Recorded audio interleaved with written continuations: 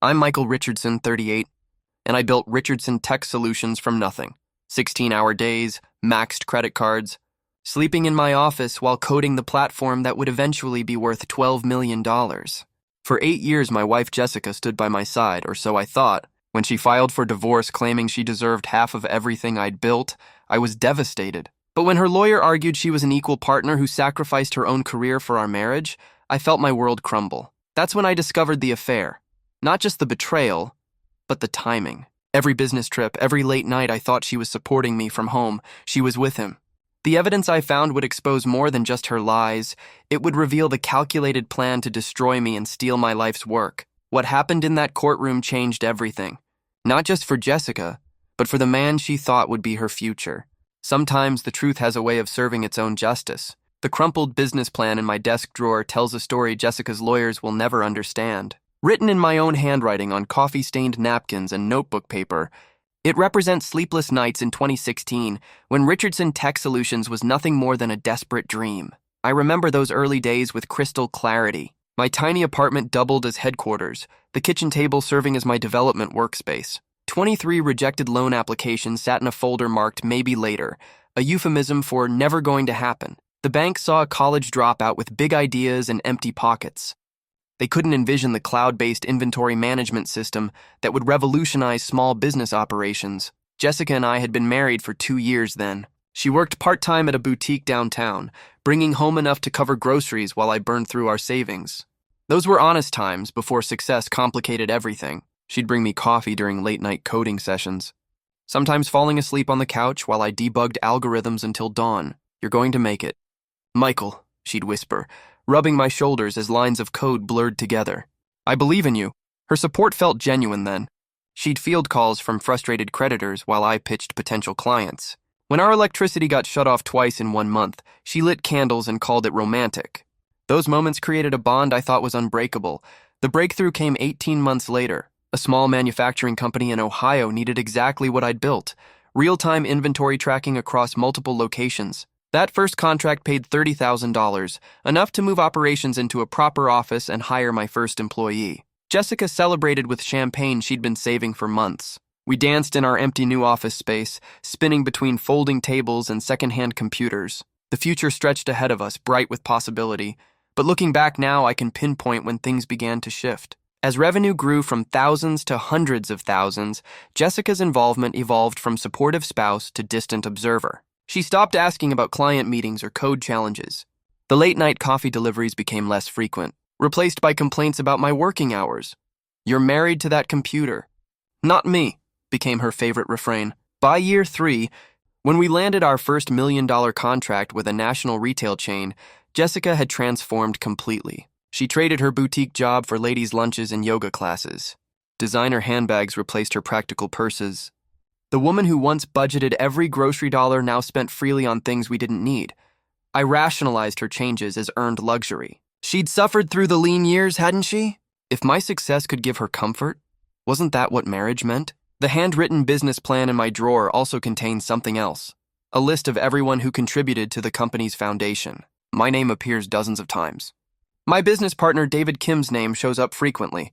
Employee contributions, investor meetings, client negotiations, all documented in my careful script. Jessica's name appears exactly once, under moral support. Even in those optimistic early notes, I recognized the distinction between financial partnership and emotional encouragement. I loved my wife, valued her belief in me, but never confused her cheerleading with actual business contribution. The original plan makes this clear in black and white. Yet here we are, 8 years later, with her lawyers claiming she deserves half of everything. They paint a picture of sacrifice and partnership that exists only in their imagination. According to their narrative, Jessica gave up lucrative career opportunities to support my entrepreneurial journey. The truth? She worked 20 hours a week selling scarves to tourists. Her highest annual income was $18,000. But truth and legal strategy don't always align, as I'm learning. The wedding photo on my nightstand mocks me now. Jessica and I stand beneath an arch of white roses, her hand resting on my chest, both of us radiating the kind of happiness that makes strangers smile. The photographer captured what seemed like perfect love. 2 people embarking on a shared journey toward an extraordinary future. That photo became the cornerstone of our public image. Jessica posted it everywhere: Facebook, Instagram, LinkedIn, with captions about building dreams together and partnership in all things. She crafted our story carefully, positioning herself as the devoted wife behind the successful entrepreneur. Her social media presence told a fairy tale. Pictures of us at tech conferences, her arm linked through mine as I accepted industry awards. Photos from business dinners where she charmed clients with her smile and perfectly rehearsed small talk about innovation and growth. She documented our vacations to Napa Valley, our weekend trips to Seattle, our evenings at charity galas supporting tech education. Power couple goals, friends commented beneath her posts. Relationship inspiration, others wrote. Jessica accumulated followers who lived vicariously through our apparent success story. But social media captures moments, not reality. The truth lived in spaces between photographs. While Jessica curated our perfect image online, she grew increasingly resentful of the work that funded our lifestyle. Business trips meant solo dinners and empty beds. Client emergencies interrupted planned evenings. Weekend coding sessions kept me locked in my home office while she entertained herself. "You care more about algorithms than your wife," she'd say.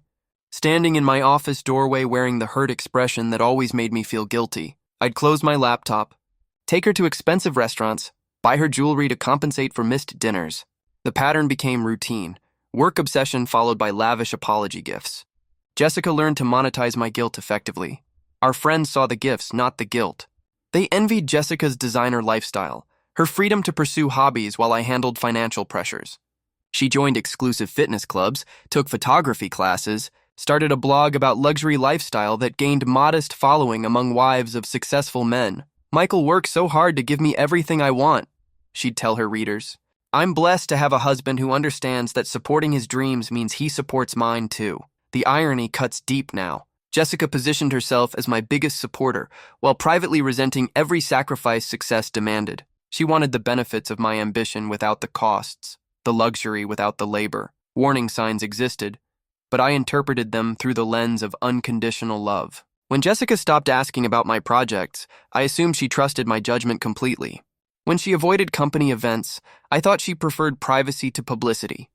When her interest in our financial growth became purely transactional, focused on what we could buy rather than what we were building, I convinced myself she was simply enjoying earned prosperity. The perfect marriage facade fooled everyone, including me. Jessica mastered the art of supportive public performance while nurturing private resentment.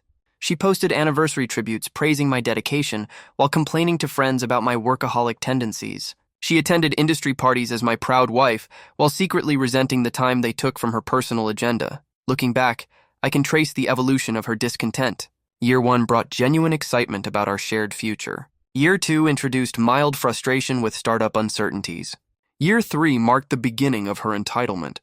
Expectations that success should automatically translate to constant attention and endless indulgence. By year 5, Jessica had transformed from partner to dependent, from supporter to beneficiary. She lived comfortably on profits from work she didn't understand, funded by hours she didn't contribute, supported by sacrifices she didn't make. The wedding photo captured a moment when we both believed in building something together.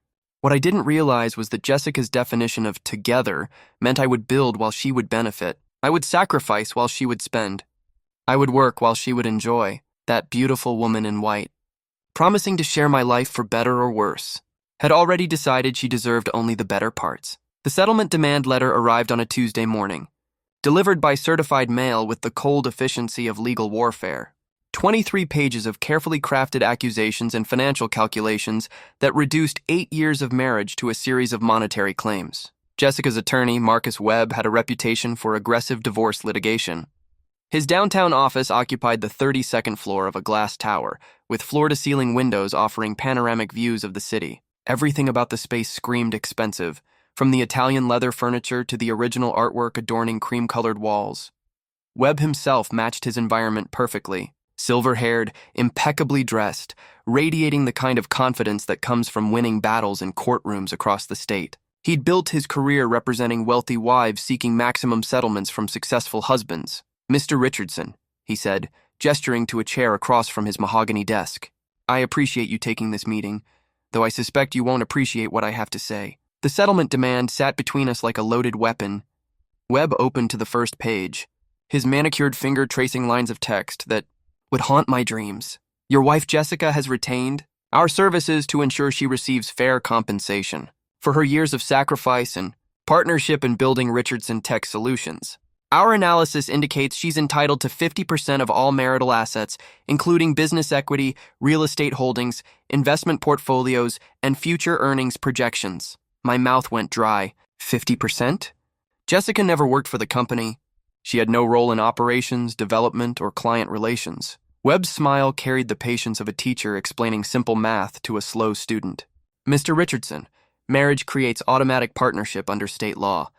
Your wife's contributions extend far beyond direct business involvement. She provided emotional support, managed household responsibilities, and sacrificed her own career advancement to facilitate your entrepreneurial success. What career advancement? She worked part-time retail. According to our research, Jessica possessed significant untapped potential. She could have pursued advanced education, professional development, or entrepreneurial ventures of her own. Instead, she chose to invest her energy in supporting your ambitions. The logic was breathtaking in its audacity. Jessica's theoretical potential had somehow transformed into quantifiable sacrifice, worthy of millions in compensation. Webb presented this argument with the straight face of someone who'd made similar claims countless times. Furthermore, he continued, opening a manila folder thick with documentation, Jessica's domestic contributions freed you to focus entirely on business development. Cooking, cleaning, social obligations, family management. These services have measurable economic value.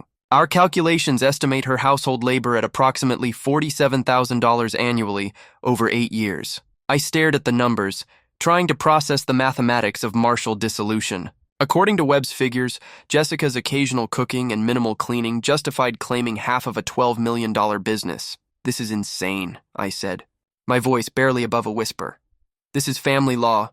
Mr. Richardson, California operates under community property statutes that protect spouses from financial abandonment following divorce. Your wife entered this marriage with the reasonable expectation of sharing in marital prosperity. Webb leaned back in his chair, studying my reaction with clinical interest. Of course, we're prepared to negotiate. Jessica values amicable resolution over protracted litigation. Perhaps we could settle for 40% of business equity, plus the house, investment accounts, and reasonable spousal support. 40%, as if reducing the theft by 10% made it reasonable. I need time to process this, I managed. Naturally. But I should mention that time works against you, Mr. Richardson. Every month the business operates increases its valuation. Jessica's entitled percentage grows accordingly. Prompt resolution serves everyone's interests. The threat was subtle but clear. Delay would cost me more money. Webb had perfected the art of legal intimidation, applying pressure through procedural manipulation. Walking to my car afterward, I felt like I'd been mugged in broad daylight. The settlement demand represented more than financial assault. It attacked the fundamental narrative of my life. According to Jessica's legal team, my years of sacrifice, innovation, and relentless work had been equally matched by her theoretical contributions and household maintenance. The parking garage echoed with the sound of my footsteps as I replayed Webb's words. His confidence suggested this wasn't his first rodeo with similar cases. How many other entrepreneurs had faced identical demands? How many had paid rather than fight? But something in Webb's presentation bothered me beyond the outrageous financial claims. His description of Jessica's sacrifices felt rehearsed, like he was reciting from a script rather than describing a real person. The woman he portrayed, devoted, selfless, career-focused bore little resemblance to the Jessica I'd lived with for 8 years. That discrepancy would prove more important than I realized at the time. Victoria. Sterling's business card felt like a lifeline when my friend David Kim pressed it into my hand. She destroyed my ex-partner's wife in court last year, he said. Saved him $8 million and his company. If anyone can handle Webb, it's Victoria. The card was elegant in its simplicity.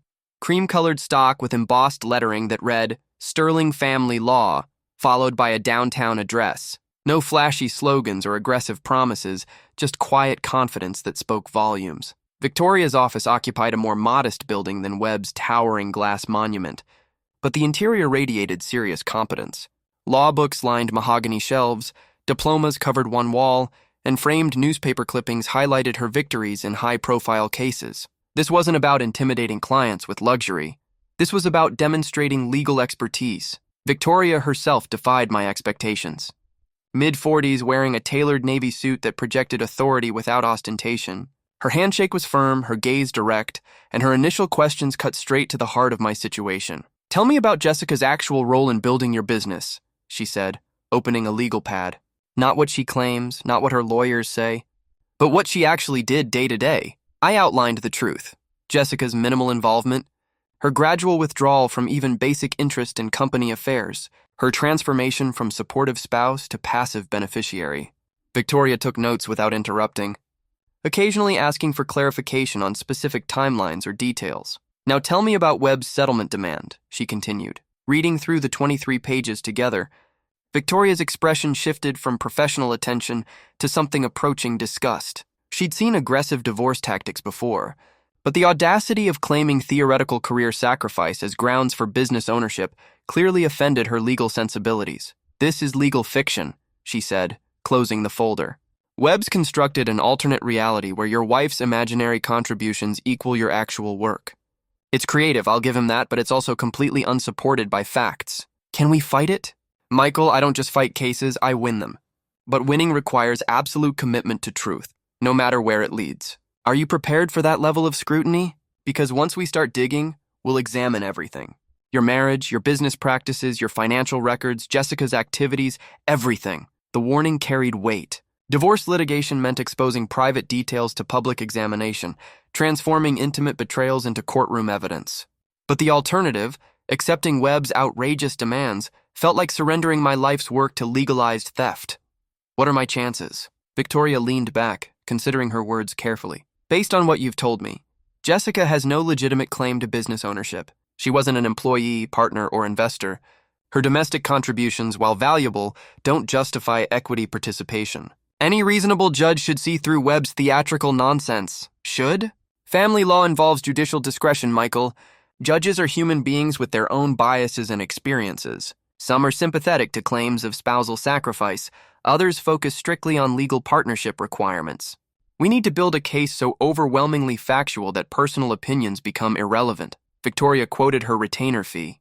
Substantial, but far less than Webb's settlement demands. More importantly, she proposed a strategy that felt both aggressive and intelligent. Document everything, interview witnesses, establish clear timelines of business development, and Jessica's minimal involvement. "But I want to investigate something else," she added, tapping her pen against the legal pad. "Webb's description of Jessica doesn't match the woman you've described to me. The devoted, career-focused, sacrificial wife versus the increasingly detached, spending-focused, leisure-oriented reality. That kind of dramatic character discrepancy usually indicates hidden factors." "What kind of hidden factors?" "Affairs, substance abuse, gambling, psychological issues, something that explains the gap between public persona and private behavior. People don't usually transform from devoted partners to entitled strangers without underlying causes." The word affairs hit me like a physical blow. I'd never seriously considered infidelity, despite Jessica's increasing emotional distance and mysterious schedule changes. Our physical relationship had declined, but I'd attributed that to business stress and natural marital evolution. "You think Jessica might be cheating?" "I think Jessica's behavior patterns warrant investigation." "Sudden disinterest in your work? Increased focus on personal appearance and social activities, unexplained absences, defensive reactions to questions about her time. These are common indicators worth exploring." Victoria's clinical analysis made perfect sense, but accepting the possibility felt like another betrayal. Bad enough that Jessica was trying to steal my business, the thought of her sharing our bed while planning my destruction added layers of humiliation. I wasn't prepared to process. "Let's start with business documentation," Victoria continued. "Financial records, partnership agreements, employment contracts, anything that establishes your sole ownership and development of Richardson Tech Solutions. Then we'll examine Jessica's claims about career sacrifice and domestic contributions. And the other investigation? We'll handle that delicately. If there's nothing to find, no harm done. If there is, we'll have ammunition. Webb never." Expected. Victoria's business card now represented more than legal representation. It symbolized the possibility of justice in a system that seemed designed to reward manipulation over merit. The phone records arrived 3 days after Victoria filed the discovery request. 2 years of detailed call logs, text message timestamps, and data usage patterns that painted a picture I wasn't prepared to see. What started as routine legal documentation became a roadmap to betrayal. I spread the printouts across my kitchen table late Thursday night, highlighting patterns with different colored markers. Yellow for calls to her sister, Blue for her gym and yoga studio, green for restaurants and shopping, red for numbers I didn't recognize. The red marks told a story that made my stomach clench. Starting 18 months ago, a specific number appeared with increasing frequency. First sporadically, a call here, a text there, then regularly. Daily conversations averaging 23 minutes. By 6 months ago, the pattern had intensified to multiple daily contacts, often lasting over an hour. The timing correlation was devastating. Jessica's longest calls to this mystery number occurred during my business trips to Seattle, Dallas, and Denver. While I was pitching clients and closing deals that would secure our financial future, she was having intimate conversations with someone else. But the phone records revealed more than suspicious communications. They documented the evolution of Jessica's deception with mathematical precision. Text message frequency increased inversely with her interest in our marriage. As her daily messages to the unknown number multiplied, her texts to me dwindled to logistical necessities, grocery lists, appointment reminders, brief responses to my travel updates. The data usage patterns were equally damning. Jessica's phone showed massive uploads during times she claimed to be alone at home. Photos and videos transmitted to the mystery contact while I worked late at the office, believing she was watching television or reading. I cross-referenced the phone activity with my business calendar, looking for overlaps between my absences and her communications. The correlation was perfect. Every major business trip coincided with increased contact frequency. Every late night at the office matched peak texting activity. My hands shook as I traced the timeline with my finger. The night I closed our biggest client contract, celebrating with champagne and calling Jessica to share the news, her phone records showed a 2-hour conversation with her secret contact. While I described our company's breakthrough moment, she was sharing intimacies with someone else. The technology that built my business empire was now exposing my personal destruction. Years of call logs reduced Jessica's betrayal to timestamps and duration records, transforming emotional devastation into cold data points. But the phone records also revealed Jessica's operational security failures. She'd made no attempt to hide her communications, apparently confident I'd never think to investigate. The arrogance of her deception was almost as insulting as the betrayal itself. I researched the mysterious number through reverse lookup services, finding only that it belonged to a cellular account registered to D. Martinez in the greater metropolitan area. The name meant nothing to me, but the frequency of contact suggested this wasn't casual friendship. Jessica's behavior changes suddenly made perfect sense. Her decreased interest in my work corresponded exactly with increased communication with D. Martinez. Her new fitness obsession, updated wardrobe, and enhanced attention to personal appearance all aligned with the timeline of their contact. The girls' nights out that had become increasingly frequent were documented in the phone records as extended calls to Martinez, often lasting until late evening. Her yoga classes and shopping trips showed GPS data inconsistent with the locations she'd claimed to visit. Most damning was the pattern of deleted message notifications. While I couldn't access the actual content of Jessica's texts, the phone records showed thousands of messages that no longer existed on her device. Someone was systematically eliminating evidence, covering digital tracks with the deliberate care of planned deception. I sat alone in my kitchen until dawn, surrounded by highlighted phone records that told the story of my marriage's disintegration. The woman sleeping upstairs had been living a double life for 18 months, using my business success to fund her affair while planning to claim half of everything I'd built. The phone records were just paper and ink, but they represented something more valuable than any legal document, proof that Victoria's suspicions were correct. Jessica's transformation, from supportive wife to entitled stranger, wasn't natural evolution. It was calculated manipulation designed to position her for maximum financial gain while minimizing emotional investment. D. Martinez had unknowingly provided me with the ammunition I needed to fight back. Every call, every text, every data upload was documented evidence of Jessica's true priorities. Her lawyers could paint pictures of devoted sacrifice, but phone records don't lie.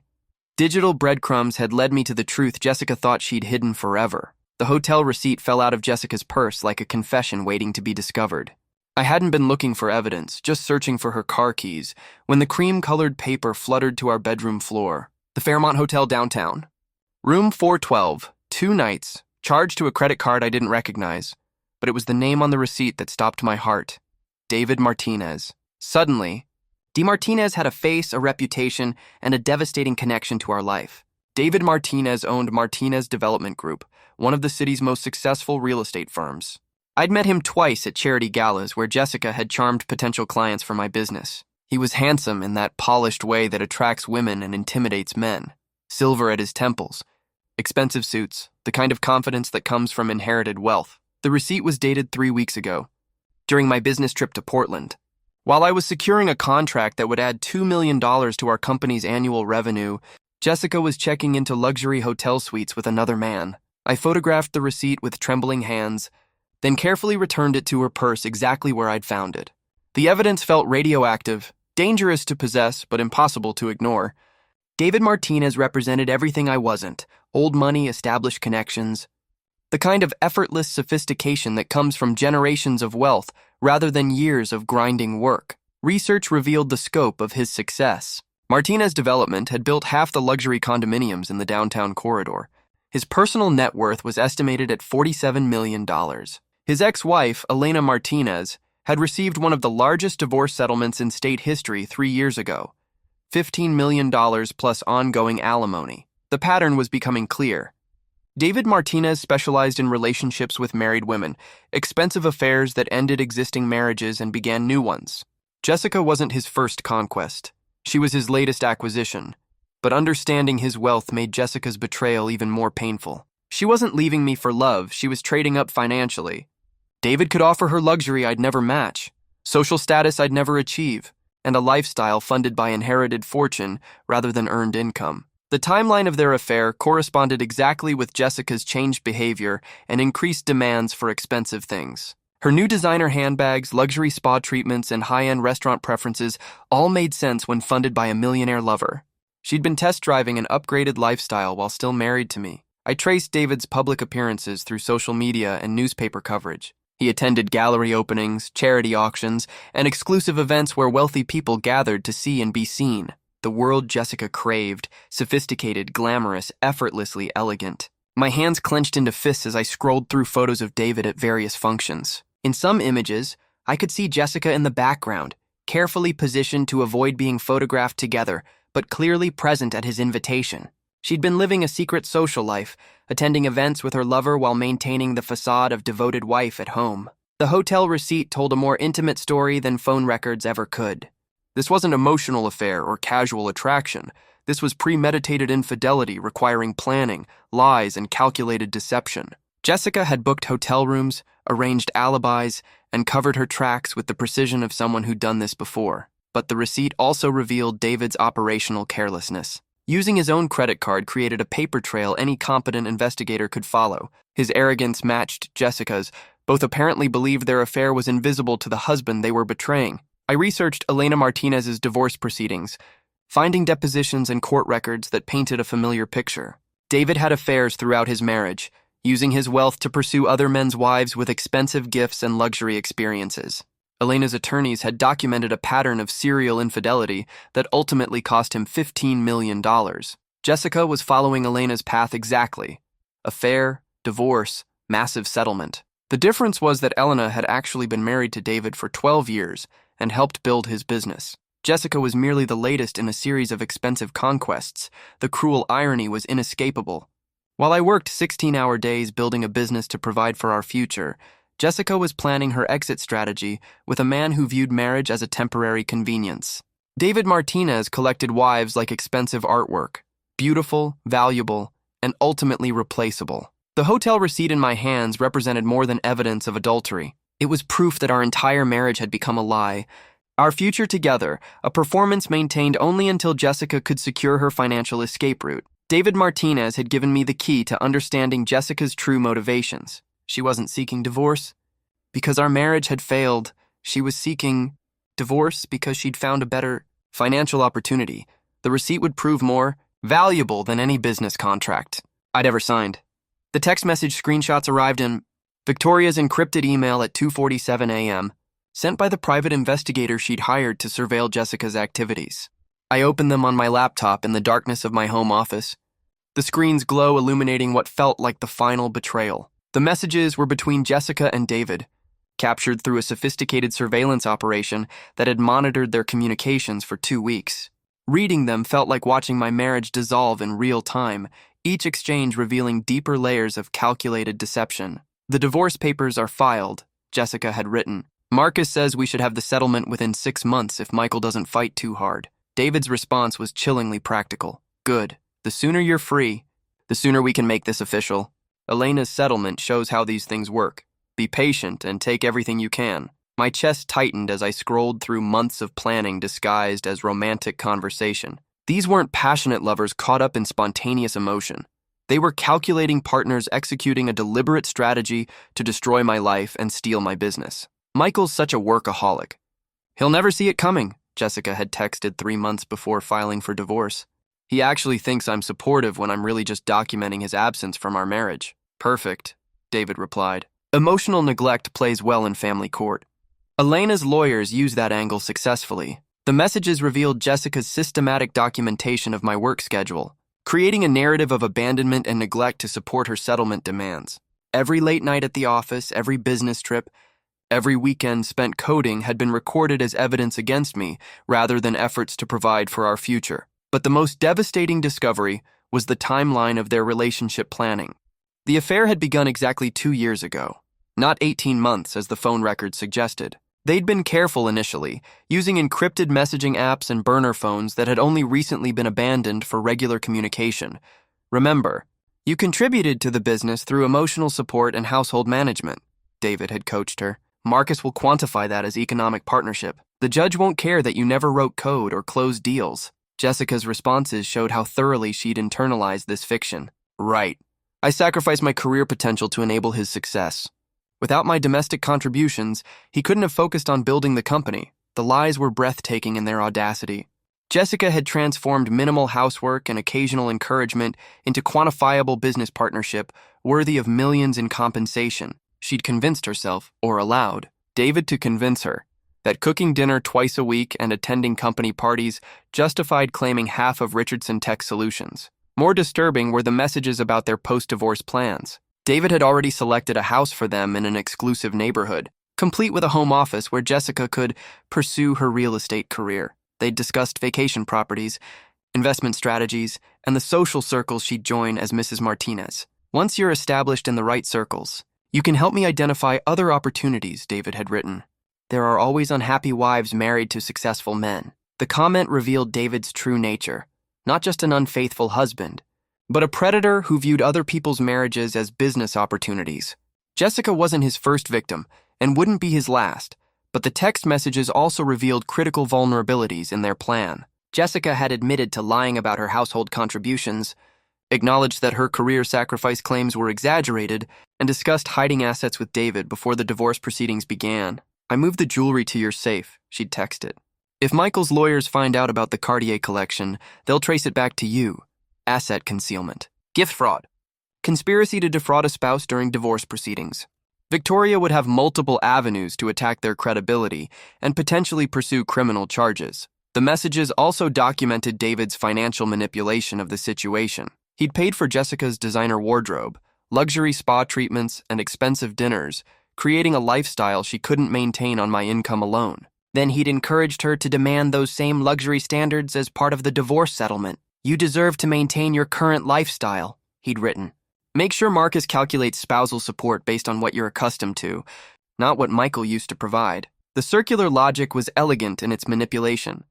David created expensive tastes Jessica couldn't afford, then used those tastes to justify massive divorce settlements that would fund their future together. Most revealing was Jessica's gradual transformation through the messages. Early conversations showed uncertainty and guilt about the affair. But David's coaching had systematically eliminated her moral qualms, replacing them with entitlement and righteous anger about imaginary sacrifices.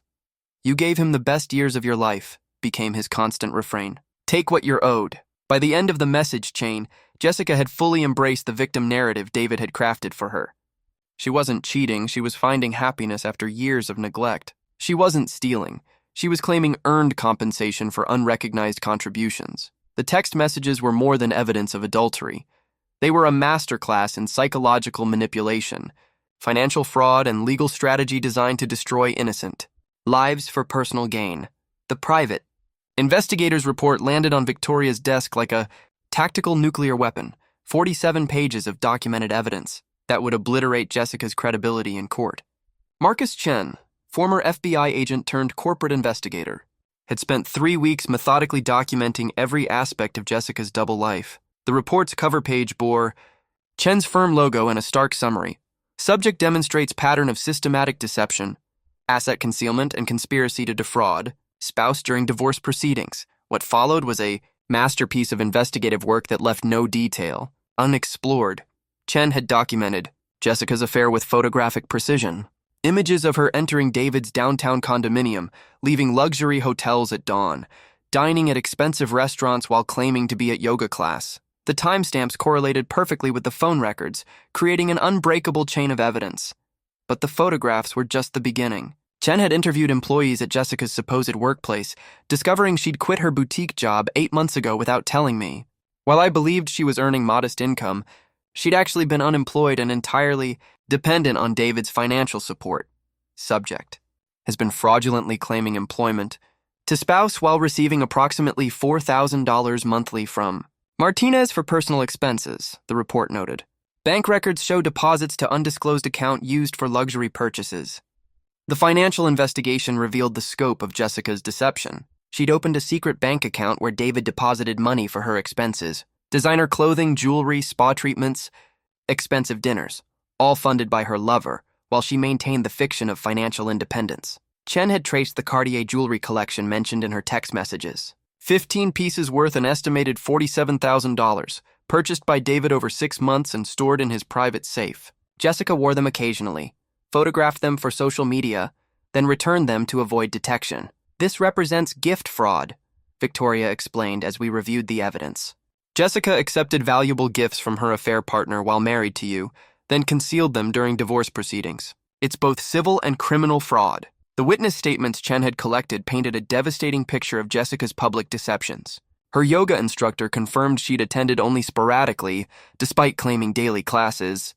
Her supposed best friend revealed Jessica had asked her to provide false alibis for numerous occasions. Most damaging was the interview with David's former business partner, who described his pattern of targeting wealthy men's wives. David studies successful couples at social events, the partner had told Chen. He identifies women who seem dissatisfied or neglected, then pursues them systematically. It's how he operates. The report documented David's history with Elena Martinez, revealing details that explained his current strategy. Elena had received $15 million partly because she'd contributed genuinely to his business during their marriage. David's lawyers had learned from that expensive lesson. Future relationships would avoid legitimate partnership claims while maximizing settlement extraction from the abandoned husbands. Chen had also investigated Jessica's fabricated sacrifice claims. Her college transcripts showed mediocre performance in a general studies program, contradicting her lawyer's assertions about career potential. Former classmates described her as focused on finding a successful husband, rather than pursuing professional advancement. Subject demonstrated no evidence of career ambition or educational achievement that would support claims of sacrifice professional opportunities, Chen wrote. Interviews suggest marriage to wealthy spouse was primary life goal. The household contribution analysis was equally devastating.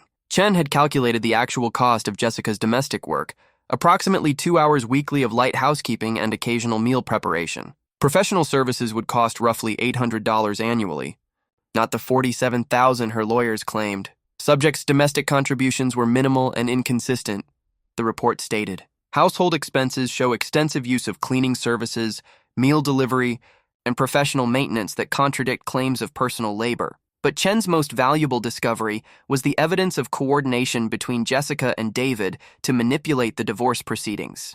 He'd found additional communications showing they'd researched other successful cases, studied legal strategies, and planned their timeline to maximize settlement potential. The relationship appears designed specifically to extract maximum financial benefit from divorce proceedings, Chen concluded.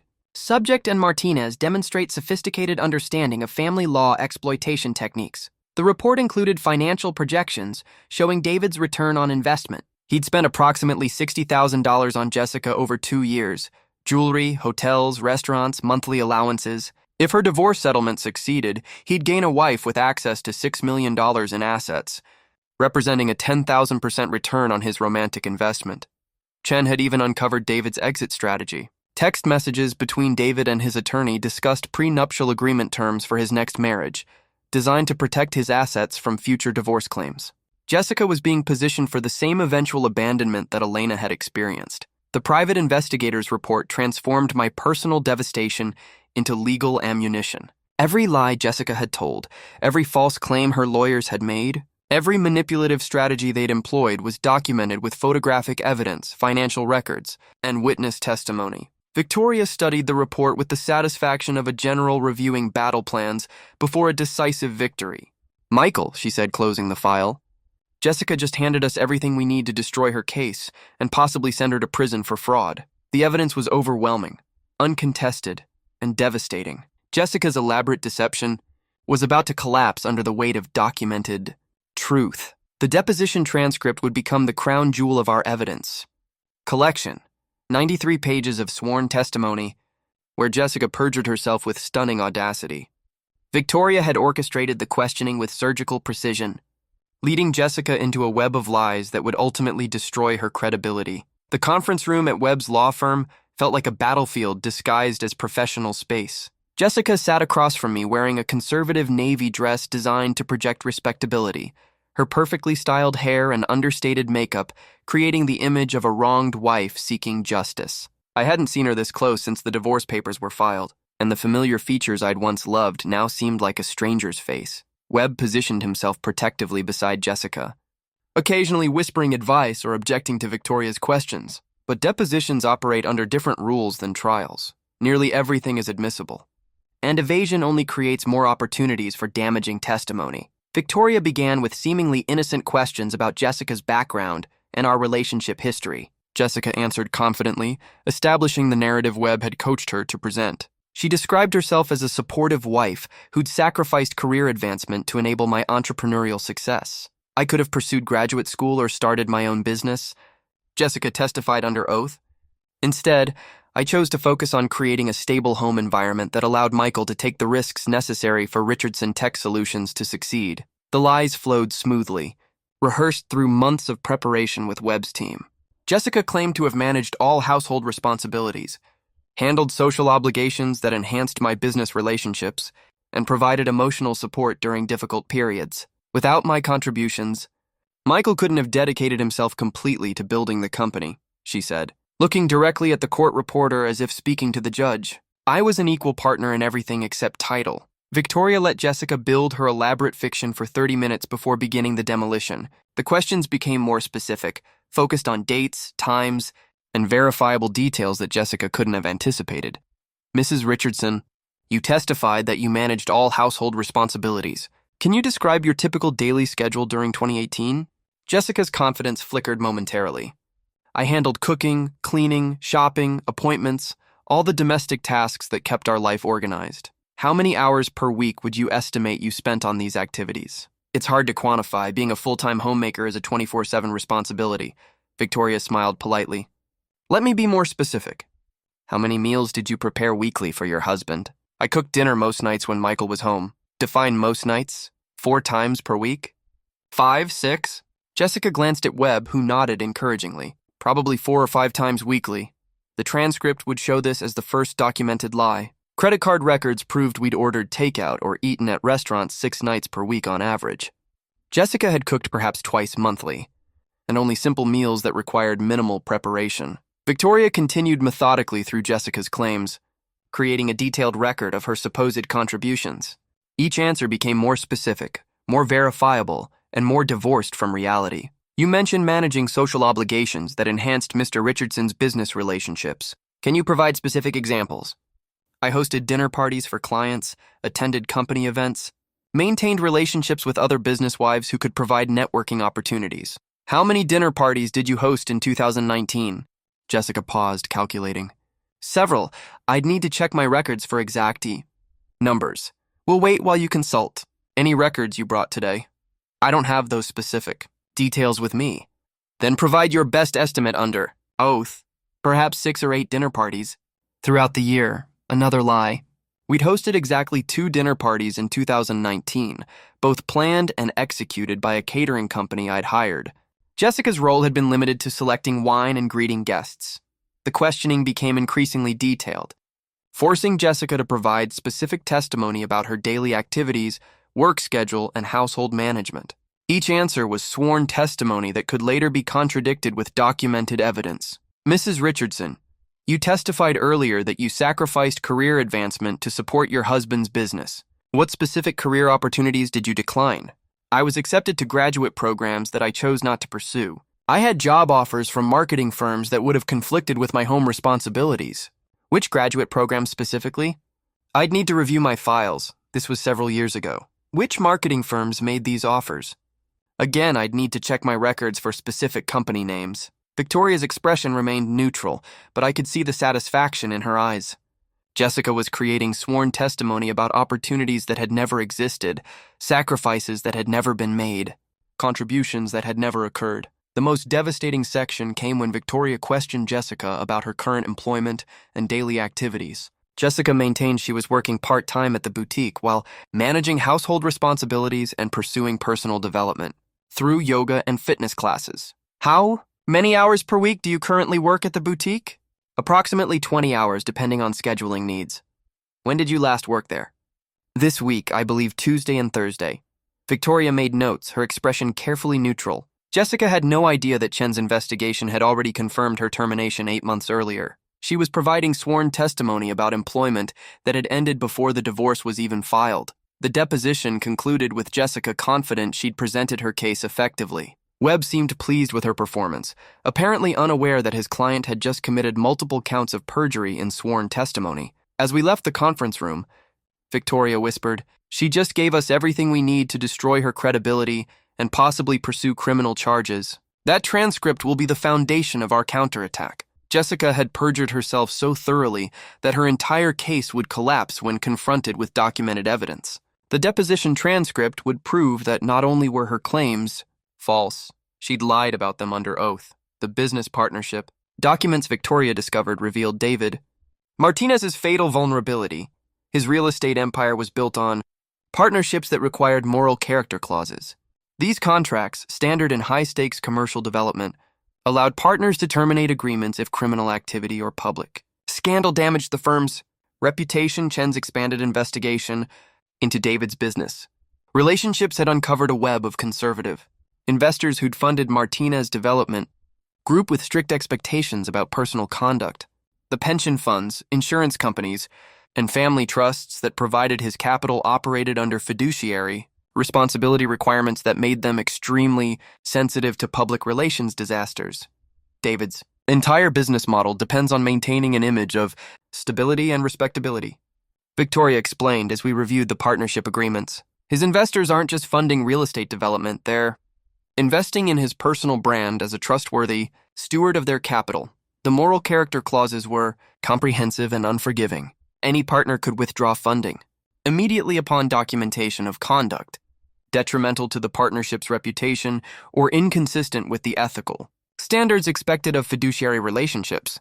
The language was deliberately broad, designed to protect conservative investors from association with scandal. But David's vulnerability extended beyond business partnerships. Chen had discovered that his ex-wife, Elena, maintained significant influence in the social circles where David conducted business. Her $15 million settlement had made her a wealthy woman with connections throughout the city's elite community, connections that could destroy David's reputation with devastating efficiency. Though partnership documents revealed specific investors whose moral standards would be offended by David's affair with a married woman. The Catholic Family Foundation controlled $47 million in David's projects. The Teachers' Retirement Fund had invested $32 million based partly on David's reputation for ethical business practices. The Heritage Trust, managed by conservative families, had contributed $28 million specifically because David represented old-fashioned values and traditional stability. Victoria had also uncovered David's upcoming projects that depended on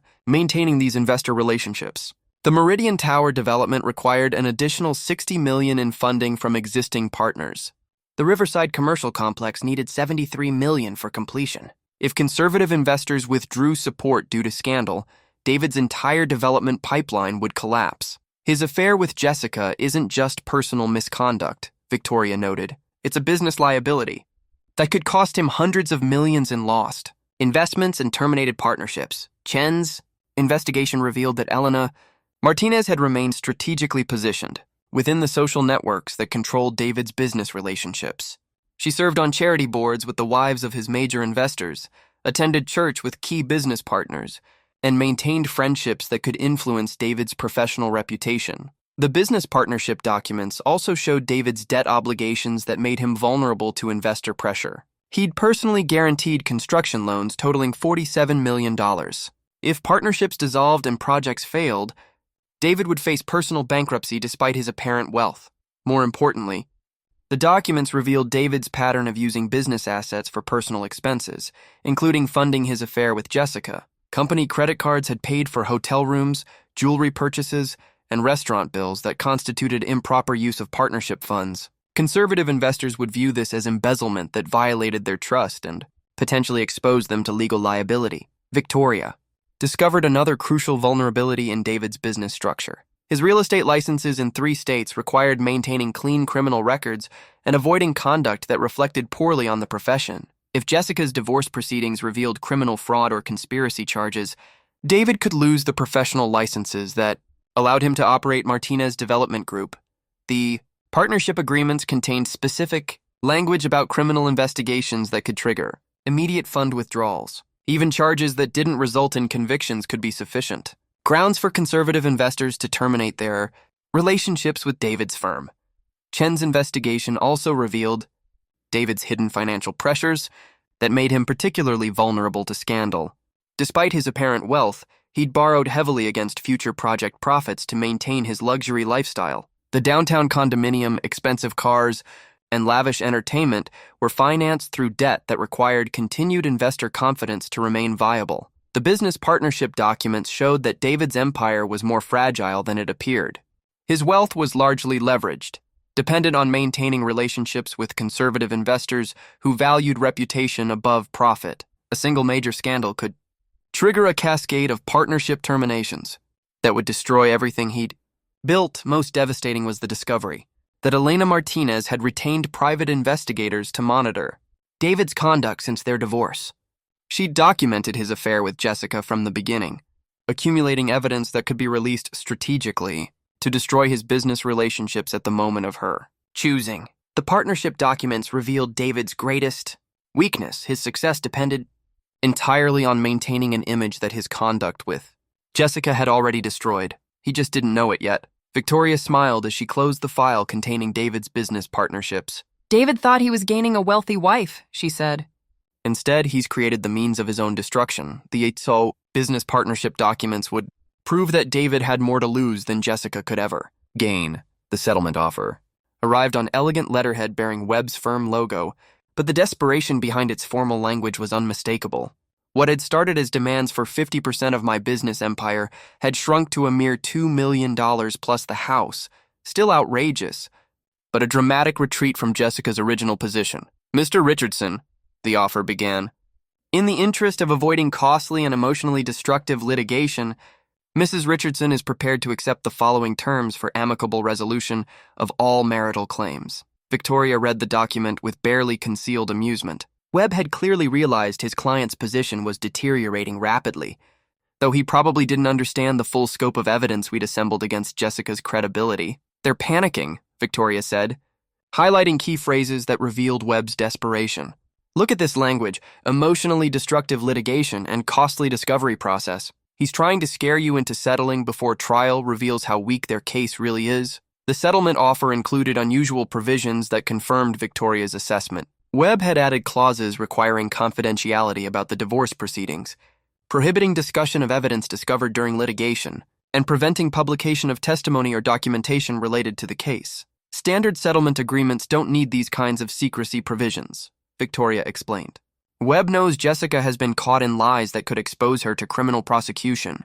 He's trying to protect her from consequences that extend beyond losing the divorce case. The offer also revealed Jessica's growing awareness that her affair with David had been discovered. The settlement language included specific denials of extramarital relationships and demands that any alleged evidence of improper conduct be excluded from public proceedings. She knows we have the goods, Victoria noted. Jessica's probably terrified that exposure will destroy her relationship with David, as well as her divorce case. But the most telling aspect of the settlement offer was its timeline pressure. Webb demanded response within 48 hours, claiming that delay would result in withdrawal of the generous terms. The artificial urgency suggested panic rather than confidence. Victoria had anticipated this development and prepared our response accordingly. Rather than rejecting the settlement outright, she crafted a counteroffer designed to extract maximum psychological pressure while demonstrating our superior legal position. "Mr. Webb," Victoria's response began, "your client's settlement offer reflects fundamental misunderstanding of her legal position and factual circumstances. Based on evidence obtained through legitimate discovery, Mrs. Richardson's claims lack both legal merit and factual foundation. Our counteroffer was deliberately insulting.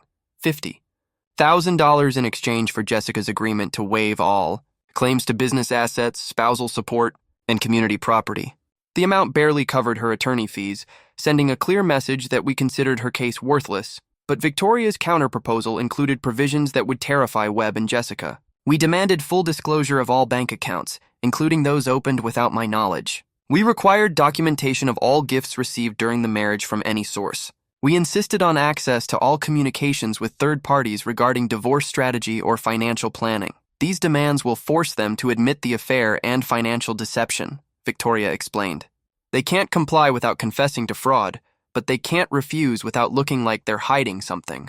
The psychological warfare was working. Chen's surveillance revealed Jessica becoming increasingly agitated, making frequent calls to David's office and appearing at his condominium during business hours. The composed woman who'd confidently filed for divorce was cracking under pressure of impending exposure. David's response was equally revealing. His pattern of expensive dinners and luxury gifts had abruptly ceased. The man who'd funded Jessica's lifestyle for 2 years had apparently decided that investment was no longer worthwhile. Smart money was abandoning Jessica as her legal position collapsed. Webb's reaction to our counteroffer confirmed that he'd finally grasped the hopelessness of Jessica's position. His phone calls to Victoria became increasingly desperate, offering new concessions and revised settlement terms that acknowledged the weakness of his case. "Perhaps we could discuss modified terms that address your client's concerns about discovery," Webb suggested during one conversation that Victoria recorded. "Mrs. Richardson is prepared to be more reasonable about business asset valuations." Translation: Jessica was terrified of what trial would reveal and willing to accept almost anything to avoid public exposure of her lies and criminal conduct. But Victoria sensed victory and refused to negotiate from our position of strength. "Marcus," she told Webb, "your client committed perjury in her deposition, concealed assets during marriage, and conspired to defraud my client during divorce proceedings. She's facing potential criminal prosecution. Regardless of civil settlement terms, the pre-trial maneuvering had accomplished exactly what Victoria intended, forcing Jessica and Webb to acknowledge their hopeless position while building psychological pressure that would make trial even more devastating. Jessica's confidence had evaporated as she realized the scope of evidence against her. David's withdrawal of financial support had eliminated Jessica's backup plan, leaving her dependent on Webb's ability to salvage something from the wreckage of her fabricated claims. But Webb was a civil attorney, not a criminal defense lawyer, and he was clearly unprepared for the complexity of the fraud case we'd assembled. The settlement offer in my hands represented Jessica's recognition that her elaborate scheme had failed completely. But Victoria was right to reject any compromise. Justice demanded full exposure of the truth, not negotiated concealment of lies. Jessica had chosen war when she filed for divorce. Now she would discover the cost of declaring battle against someone with superior firepower. The courtroom oath Bible sat on the witness stand like a monument to truth.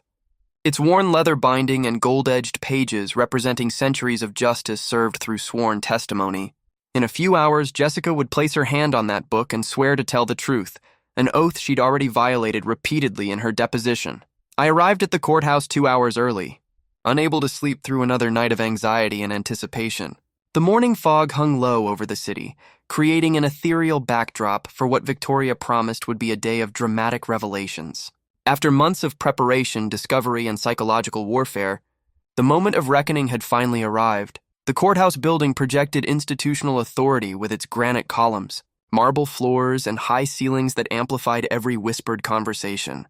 Security guards processed streams of attorneys, defendants, witnesses, and observers through metal detectors with practiced efficiency. The machinery of justice operated with clockwork precision that made individual cases feel both momentous and routine. Victoria met me in the hallway outside courtroom 3B, carrying 2 litigation bags filled with evidence that would expose Jessica's lies. Her confidence radiated the calm assurance of superior preparation. We possessed overwhelming documentation of fraud, perjury, and conspiracy that no reasonable judge could ignore. Remember, she said, reviewing our strategy one final time. This isn't about revenge or punishment. It's about protecting your business and establishing truth. Stay focused on facts, let the evidence speak, and trust that justice will prevail. Jessica arrived 30 minutes before the scheduled hearing, accompanied by Webb and looking far different from the confident woman who'd filed for divorce 6 months earlier. She wore a conservative black suit that projected respectability, but her pale complexion and nervous gestures revealed the psychological toll of impending exposure. Webb appeared equally stressed, frequently checking his phone and consulting with junior associates who carried additional files containing last-minute documentation. His usual confidence had been replaced by the desperate energy of an attorney who'd realized his case was hopeless but couldn't abandon his client without ethical violations. The courtroom filled gradually with observers, court reporters, law students, other attorneys waiting for later hearings. Divorce trials involving substantial assets often attracted professional attention, particularly when unusual legal strategies or dramatic evidence might establish new precedents. Judge Patricia Hernandez entered promptly at 9 o'clock, her reputation for no-nonsense proceedings preceding her into the courtroom. She'd presided over family law for 15 years, earning respect for intellectual rigor and intolerance for deception. Victoria had specifically requested assignment to Judge Hernandez. Knowing her history of punishing attorneys and clients who attempted to manipulate the legal system. "Good morning," Judge Hernandez said, settling behind the bench with the practiced authority of someone who'd resolved thousands of domestic disputes. "We're here for Richardson versus Richardson, dissolution of marriage with disputes regarding property division and spousal support. Counsel, are you prepared to proceed?" Webb rose first, his opening statement attempting to establish Jessica's narrative of sacrifice and partnership despite the mountain of contradictory evidence we'd assembled. He painted a picture of devoted wife supporting ambitious husband, describing domestic contributions and foregone opportunities that justified substantial financial compensation. "Your Honor, Jessica Richardson invested 8 years of her life enabling her husband's business success. While he focused on technical development and client relationships, she managed household responsibilities that freed him to pursue entrepreneurial ventures. Her sacrifice and partnership deserve recognition through equitable asset division." The performance was polished but hollow. Webb was reciting a story he no longer believed, going through legal motions while knowing his client had already lost. Jessica watched his presentation with growing anxiety, apparently realizing that her attorney's confidence had evaporated completely. Victoria's opening statement was devastatingly direct, promising evidence that would expose systematic deception and criminal fraud designed to steal millions from an innocent spouse. "Your Honor, this case involves the most audacious attempt at legal theft I've encountered in 20 years of family law practice. The respondent has committed perjury, concealed assets, conspired with her adulterous partner to defraud her husband, and fabricated claims about contributions she never made to justify stealing a business she never helped build." The courtroom atmosphere shifted palpably during Victoria's statement. Judge Hernandez leaned forward, clearly intrigued by allegations that extended far beyond typical divorce disputes. Webb objected repeatedly, but Victoria's promises were specific enough to constitute legitimate legal argument, rather than inflammatory rhetoric. Jessica's composure cracked visibly as Victoria outlined the evidence we'd present: phone records documenting 18 months of adultery, financial records proving asset concealment, witness testimony contradicting her employment claims, and photographic evidence of her secret relationship with David Martinez. "The evidence will show that respondent's entire case is built on lies told under oath to defraud petitioner of assets she has no legal right to claim," Victoria concluded. "Justice requires complete rejection of her demands and potential criminal prosecution for perjury and conspiracy." Judge Hernandez studied both attorneys with the analytical gaze of someone evaluating competing versions of reality. "These are serious allegations, Ms. Sterling. I trust you can substantiate them with admissible evidence." "Absolutely. Your Honor, the evidence is overwhelming and irrefutable." The battle lines were drawn, the opening statements complete, and the moment of truth approaching. Jessica would soon discover that lies told confidently don't become true simply because they're repeated under oath. The digital evidence presentation transformed the courtroom into a theater of devastating revelation. Victoria had prepared a multimedia display that would expose Jessica's lies with photographic precision, turning months of secret investigation into undeniable proof of systematic deception. The first exhibit appeared on the courtroom's large monitor phone records showing thousands of calls and texts between Jessica and David Martinez spanning 18 months. The data visualization looked like a timeline of betrayal, with colored bars representing communication frequency that intensified during my business trips and late work nights. Your Honor, Victoria announced. Approaching the evidence display, these phone records document the respondent's extramarital relationship with David Martinez, a relationship that began 24 months ago and continued throughout divorce proceedings. Jessica's face drained of color as the evidence filled the screen. Webb attempted objection after objection, but phone records constituted legitimate discovery material directly relevant to asset division and credibility assessment. Judge Hernandez overruled each protest with growing impatience at Webb's transparent desperation. The second exhibit was devastating. Hotel receipts, restaurant charges, and luxury purchases documented through David's credit card statements. Victoria had obtained this evidence through legitimate subpoena after establishing the affair's existence, creating an unbreakable chain of financial documentation. These receipts show the respondent's secret lifestyle funded by her affair partner while claiming minimal household income to her husband, Victoria explained. The Fairmont Hotel, Morton's Steakhouse, Cartier jewelry, expenses totaling $67,000 that respondent concealed during marriage, Jessica whispered frantically to Webb, apparently trying to explain evidence she'd never expected to surface in court. But her deposition testimony had already established sworn denials of any extramarital relationships or undisclosed income sources. The contradiction was impossible to reconcile. The third exhibit obliterated Jessica's credibility completely. Text messages between Jessica and David discussing their divorce strategy, asset concealment, and plans for their post-divorce future together. Your Honor, these communications reveal conspiracy to defraud petitioner through fabricated claims and perjured testimony, Victoria said as the messages appeared on screen. The respondent admits to lying about her contributions and discusses hiding assets with her affair partner. Judge Hernandez read the messages with obvious disgust, her expression darkening as she absorbed the calculated nature of Jessica's deception. The courtroom fell silent except for the sound of the court reporter's fingers capturing every word of evidence that would destroy Jessica's case. But Victoria's masterstroke was yet to come. She'd arranged for David Martinez to appear as a witness, ostensibly to testify about his relationship with Jessica. David entered the courtroom reluctantly, clearly understanding that his testimony would expose him to professional and financial consequences. Under oath, David confirmed the affair's timeline, the financial support he'd provided Jessica, and their discussions about divorce strategy. His testimony corroborated every piece of documentary evidence while establishing his knowledge of Jessica's false claims about business contributions. Mr. Martinez, Victoria asked, did the respondent ever discuss her actual role in building Richardson Tech Solutions? She told me she had minimal involvement, David admitted, his voice barely audible. She said Michael did all the technical work and business development. She mainly provided emotional support. Webb's cross-examination failed miserably. David's testimony was consistent with documented evidence, and his obvious reluctance to testify made his admissions more credible rather than less. Jessica watched her affair partner destroy her legal case with truthful answers she couldn't contradict.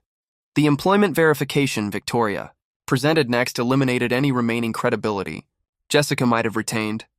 The boutique manager testified that Jessica had quit 8 months before filing for divorce, contradicting her sworn deposition testimony about current employment. Mrs. Richardson stopped working here in January, the manager stated clearly. She never mentioned divorce proceedings or personal problems. She simply said she didn't need the job anymore. The final piece of evidence was a recorded conversation between Jessica and her sister, obtained through legitimate investigation of Jessica's communications. In the recording, Jessica admitted her marriage was just a business arrangement and that she planned to take Michael for everything he's worth. I never loved him the way I loved David. Jessica's voice filled the courtroom from speakers that amplified her betrayal for everyone to hear. Michael was just security until something better came along. Judge Hernandez's expression had evolved from professional neutrality to obvious anger as the evidence accumulated. She'd presided over countless divorce cases, but the systematic nature of Jessica's deception appeared to offend her judicial sensibilities. Jessica finally took the witness stand in her own defense, but Victoria's cross-examination was surgical in its precision. Every question referenced specific evidence that contradicted Jessica's previous testimony, forcing her to either admit lying or compound her perjury with additional false statements. Mrs. Richardson, in your deposition, you testified that you cooked dinner most nights for your husband. Credit card records show you ordered takeout or ate at restaurants 6 nights per week. Were you lying then or are you lying now? Jessica's answers became increasingly desperate and contradictory. She claimed memory problems, misunderstanding of questions, and confusion about dates. But the documented evidence was too specific and overwhelming to explain away through confusion. The digital evidence presentation had accomplished exactly what Victoria intended, transforming Jessica's elaborate lies into undeniable proof of fraud, perjury, and conspiracy. The truth was finally unveiled in all its devastating clarity. The perjury charges arrived at Webb's office while Judge Hernandez was still deliberating the divorce case. The district attorney's office had moved with unusual speed after reviewing the evidence Victoria had provided, recognizing that Jessica's systematic deception under oath demanded criminal prosecution beyond civil litigation. The formal charges listed 5 counts of perjury committed during deposition testimony, 3 counts of fraud related to asset concealment, and 1 count of conspiracy to commit fraud involving her coordination with David Martinez. Each charge carried potential prison time that transformed Jessica's failed money grab into a fight for her freedom. Webb's panicked phone call to Victoria revealed the scope of Jessica's legal peril. My client is facing 15 years in state prison, he said, his voice shaking with the realization that he'd unknowingly facilitated criminal conduct. She needs criminal defense representation immediately, but Jessica's criminal troubles were just the beginning of consequences that would cascade through every aspect of her carefully constructed deception. David Martinez discovered the extent of his exposure when Elena Martinez held a press conference announcing the establishment of a victims fund for women. Betrayed by predatory real estate developers, my ex-husband has a pattern of targeting married women for systematic seduction designed to destroy their marriages and steal their husbands' assets. Elena announced to a gathering of local media, I'm establishing this fund to help other victims pursue justice against men who use wealth and position to manipulate vulnerable wives. Elena's press conference included photographs of David with Jessica, documentation of his affair pattern with other married women, and financial records showing how he'd used business assets to fund personal relationships. The Catholic Family Foundation immediately announced withdrawal of $47 million in development funding, citing violation of moral character clauses in their partnership agreements.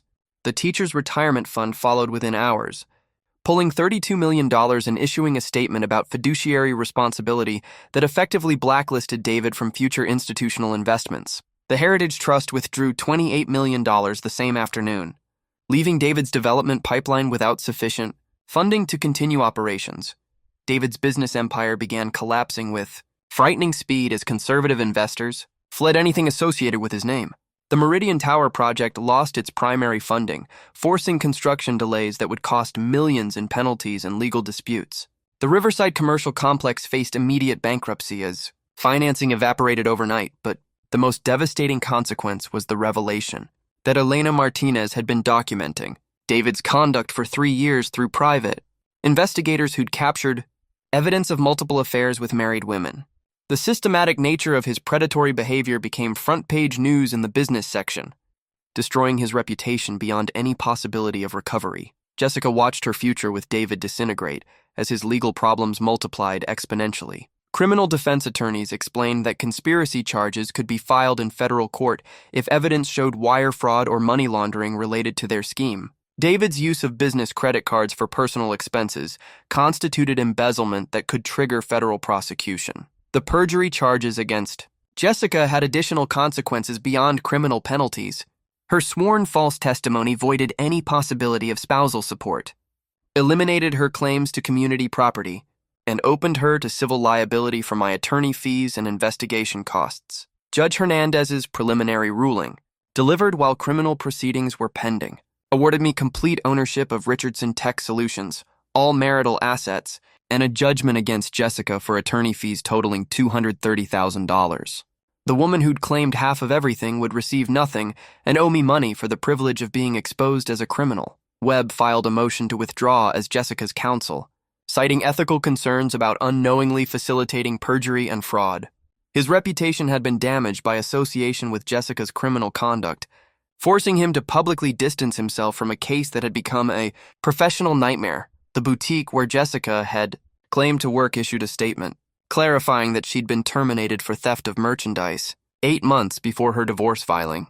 The criminal investigation had uncovered additional evidence of her dishonesty that extended beyond marriage fraud to workplace theft that could trigger separate criminal charges. David's real estate licenses came under investigation by state regulatory boards in 3 states, where Martinez Development Group conducted business. Professional licensing authorities initiated disciplinary proceedings that could result in permanent revocation of his ability to practice real estate development. The cascade of consequences revealed how extensively Jessica's lies had permeated every aspect of her life. Employment fraud, marriage fraud, divorce fraud, asset concealment, conspiracy with an adulterous partner. Each lie had created additional legal vulnerabilities that were now being prosecuted simultaneously by multiple agencies. David's desperation became apparent when he attempted to negotiate cooperation agreements with prosecutors, offering to testify against Jessica in exchange for reduced charges. His willingness to betray his affair partner demonstrated the shallow nature of their relationship and the purely transactional motives that had driven their conspiracy. The criminal charges represented more than punishment for Jessica's deception. They served notice that the legal system would not tolerate systematic fraud disguised as marital claims. Her case would establish precedent for prosecuting similar schemes attempted by other manipulative spouses. The perjury charges in my hands represented the transformation of Jessica's civil defeat into criminal consequences that would follow her for years. Justice demanded more than financial restitution. It required accountability for the deliberate lies that had corrupted legal proceedings designed to protect innocent parties. The consequences were finally cascading exactly as they should. The final court order arrived on official letterhead, bearing Judge Hernandez's signature and the state seal, transforming months of legal warfare into binding judicial decree. 47 pages of meticulously detailed findings that vindicated every aspect of our case while delivering comprehensive justice for Jessica's systematic deception.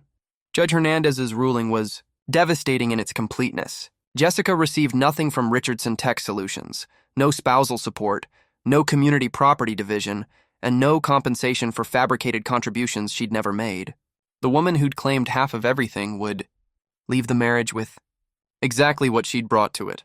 Nothing. The court finds that respondent Jessica Richardson committed systematic perjury designed to defraud, petitioner of assets through fabricated claims about business, contributions and personal sacrifices, Judge Hernandez wrote.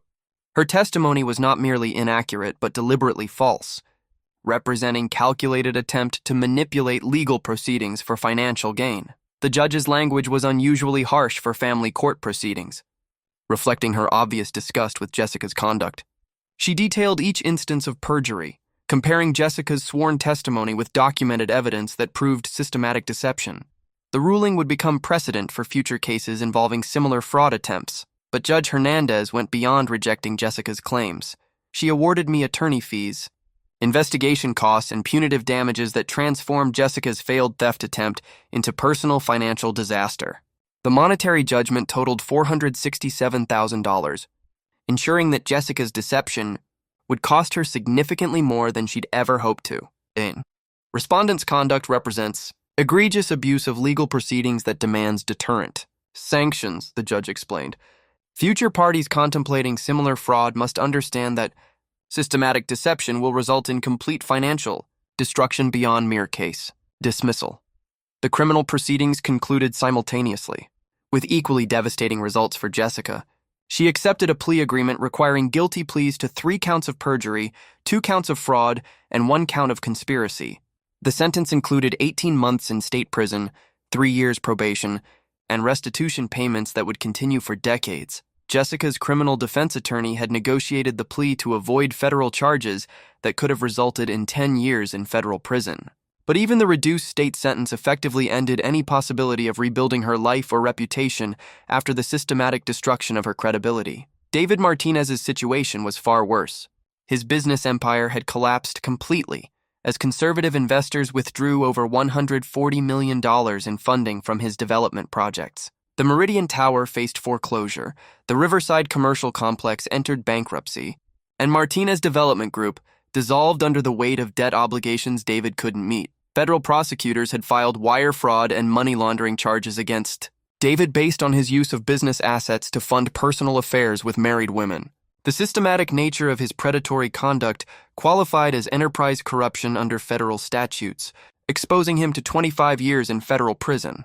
Elena Martinez's strategic revenge had succeeded beyond her wildest expectations. David's professional licenses were revoked in all 3 states where he'd conducted business, eliminating any possibility of rebuilding his real estate career.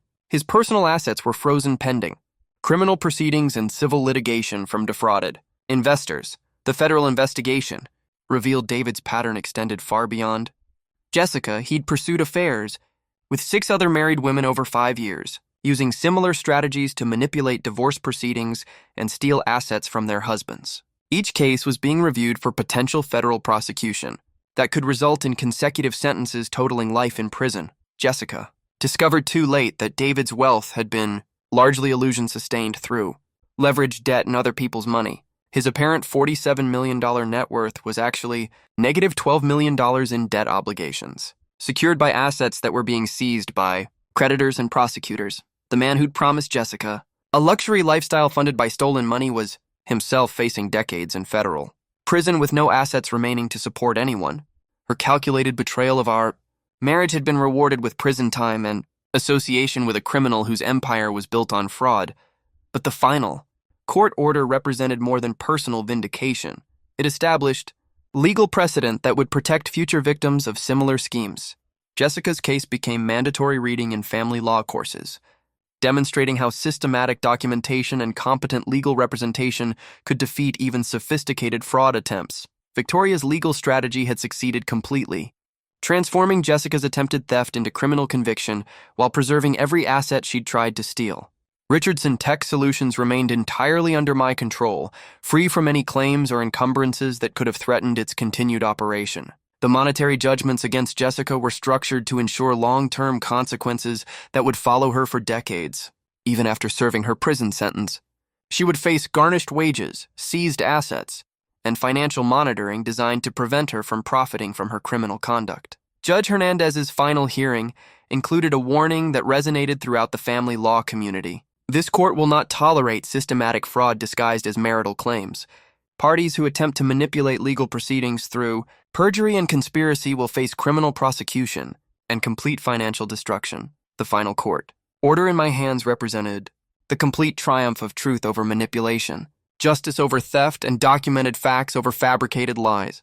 Jessica had learned that stealing requires competence she'd never possessed, while David had discovered that predatory behavior eventually meets predators with superior resources. Justice had been served with mathematical precision, ensuring that both criminals would spend years paying for their attempt to destroy an innocent man's life and steal his legitimate achievements. The new business partnership agreement sat on my desk like a symbol of renewal, bearing signatures from 3 major tech companies eager to collaborate with Richardson Tech Solutions.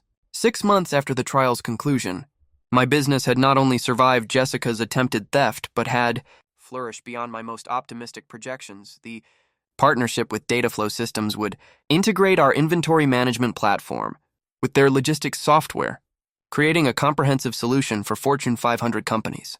The collaboration with Cloud Dynamics offered access to their global server infrastructure, enabling international expansion I'd only dreamed about during the dark days of divorce proceedings. Most exciting was the joint venture with Innovate Corp, led by CEO Sarah Chen, whose reputation for ethical business practices and innovative leadership had attracted my interest during networking events following the trial. Our companies would develop next-generation supply chain solutions for emerging markets, combining my technical expertise with her operational excellence. The business partnerships represented more than commercial opportunities. They validated that Jessica's criminal conduct hadn't damaged my professional reputation. Industry leaders who'd followed the trial understood I'd been the victim of systematic fraud rather than a participant in marital discord that reflected poorly on business judgment. Richardson Tech Solutions had actually benefited from the publicity surrounding Jessica's prosecution. The case had demonstrated our company's substantial value while showcasing my commitment to truth and ethical conduct under extreme pressure. Potential clients saw someone who'd fought successfully against sophisticated fraud attempts, suggesting reliability and integrity they wanted in business partners. The financial impact was transformative. Revenue had increased 47% since the trial's conclusion, driven partly by new partnerships, but also by clients attracted to our proven stability and ethical leadership. The company Jessica had tried to steal was now worth substantially more than the $12 million she'd attempted to claim. My personal life had undergone equally dramatic transformation. The trauma of betrayal and legal warfare had initially left me suspicious of relationships and skeptical about trusting anyone with access to my emotional or financial vulnerability. But gradual healing had restored my faith in human connection and authentic partnership. Dating remained cautious and selective, influenced by hard-learned lessons about the difference between genuine affection and calculated manipulation. I'd developed sophisticated screening processes for potential relationships, including background investigations and financial transparency requirements that might seem excessive but felt necessary given recent experience. Sarah Chen had become more than a business partner. Our professional collaboration had evolved into personal friendship based on mutual respect and shared values. Her own experience building a successful company from nothing created common ground. That felt authentic rather than opportunistic. But I'd learned to distinguish between healthy caution and paranoid isolation.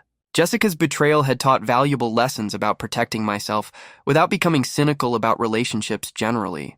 The key was recognizing genuine partnership versus transactional arrangements disguised as emotional connection. Jessica's current situation provided a stark contrast to my renewed success. She'd been released from prison after serving 14 months of her 18-month sentence, emerging into a world where her criminal conviction and massive financial judgments made rebuilding nearly impossible. The boutique theft charges had resulted in additional convictions that extended her criminal record beyond marriage fraud to workplace theft. Potential employers routinely rejected applications from someone with documented dishonesty in multiple contexts. Her professional prospects were effectively eliminated by systematic criminal conduct. The financial judgments continued accumulating, interest and penalties that ensured decades of garnished wages and seized assets.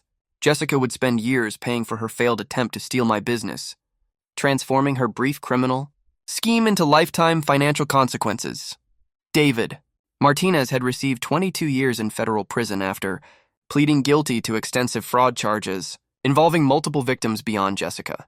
His business empire had been completely liquidated to pay restitution and penalties that still left him millions in debt upon eventual release.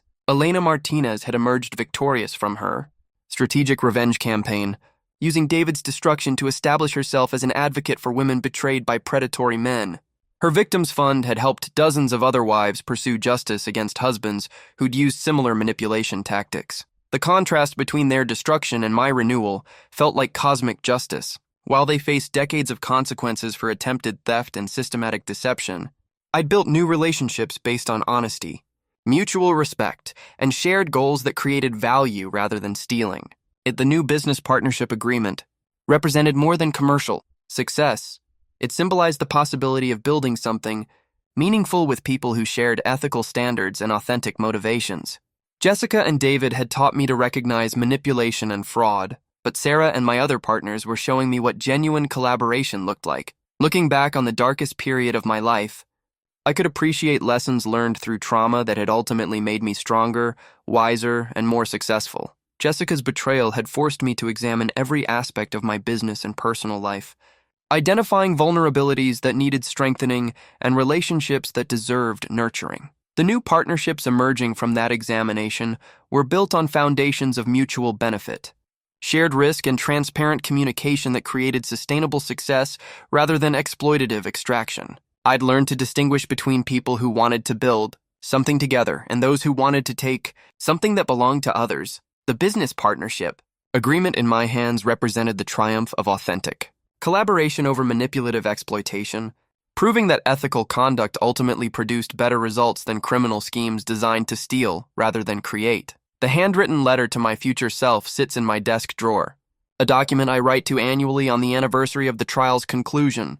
This year's letter reflects on lessons learned through betrayal that transformed personal devastation into wisdom I wouldn't trade for the innocence I'd lost. Dear future Michael, this year's letter begins, if you're reading this, You've survived another year beyond the darkest period of your life. The woman who tried to destroy you is still paying for her crimes, and you're still building something meaningful from the ashes of her attempted theft. The letter has become an annual exercise in gratitude disguised as reflection, acknowledging that Jessica's betrayal, however painful, had ultimately made me stronger, wiser, and more successful than I'd ever been during our marriage.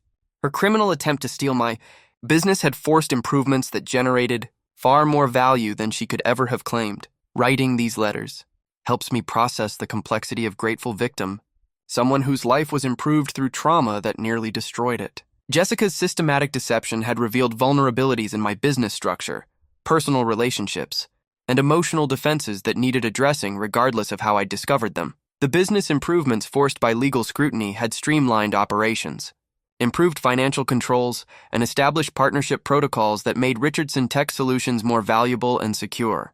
Jessica's failed theft attempt had inadvertently strengthened exactly what she'd tried to steal, but the personal growth was even more significant. Her betrayal had taught me to distinguish between genuine affection and calculated manipulation, authentic partnership and transactional relationships, real support and performed loyalty. These lessons protected me from future exploitation while enabling deeper connections with trustworthy people. The irony, I write in this year's letter, is that Jessica thought she was destroying me when she was actually creating the conditions for my greatest success. Her lies forced me to document truths I'd taken for granted. Her theft attempts made me protect assets I'd left vulnerable. Her betrayal taught me to value people who demonstrated actual loyalty. The letter acknowledges the ongoing consequences Jessica and David continue to face, not with vindictive satisfaction, but with somber recognition that justice sometimes requires years of consequences to balance brief periods of criminal conduct. Their choices had created circumstances that would follow them for decades. Jessica's financial situation remained desperate 18 months after her prison release. The interest and penalties on court judgments had grown to over $600,000, ensuring that any legitimate income would be garnished for decades. Her criminal record eliminated most employment opportunities, leaving her dependent on minimum wage jobs that barely covered basic survival expenses. David's federal sentence guaranteed he'd remain imprisoned until his 70s, emerging into a world where his professional licenses were permanently revoked and his reputation was destroyed beyond any possibility of rehabilitation. Elena Martinez's systematic exposure of his predatory pattern had created documentation that would follow him forever. But this letter isn't about their consequences. I continue writing. It's about the life built from the foundation of their destruction. The partnerships formed through adversity prove stronger than relationships based only on mutual prosperity. The success earned through overcoming systematic fraud feels more valuable than achievements that came easily. The annual letter has become my way of transforming anger into wisdom, resentment into appreciation, and trauma into strength. Each year's reflection reveals new aspects of growth that emerged from the trial's crucible, insights that continue developing long after the immediate crisis had passed. This year's letter acknowledges Sarah Chen's importance in demonstrating what authentic partnership looked like: mutual respect, shared risk, transparent communication, and collaborative success that created value for everyone involved. Our business relationship had evolved into personal friendship that felt sustainable because it was based on shared values, rather than transactional benefits. The woman who tried to steal. Everything taught me the difference between taking and building, I write. Jessica wanted to claim value she hadn't created, while Sarah helps create value we share equitably. One approach leads to criminal prosecution, the other to sustainable success. The letter concludes with advice for future versions of myself who might face different challenges requiring similar resilience. Trust cautiously, but don't become cynical. Protect yourself completely, but remain open to authentic connection. Document everything important, but don't let suspicion poison genuine relationships.